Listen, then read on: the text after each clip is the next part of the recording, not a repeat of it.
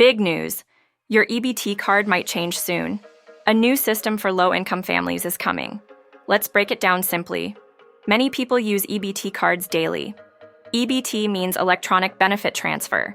It helps families buy food when money is tight. But now, big changes are on the way. What's happening? The government is testing a brand new program.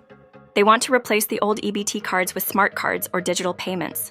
This means you may not need your old plastic card anymore. Instead, you might use your phone or receive a new chip card. Think about it.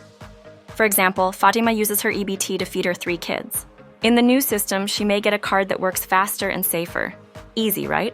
Another example is Raj, who lives in a small town. Soon, he will receive a message that says, "Your EBT will be upgraded. No more long lines." That sounds great. So why is this change happening? The goal is to stop fraud. It will also make shopping faster and easier. You'll be able to use phones and apps for payments. Don't worry, your benefits won't stop. You will still get the same money or possibly more help in the future.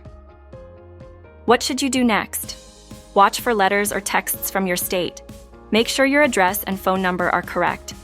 Always avoid giving your info to strangers to stay safe.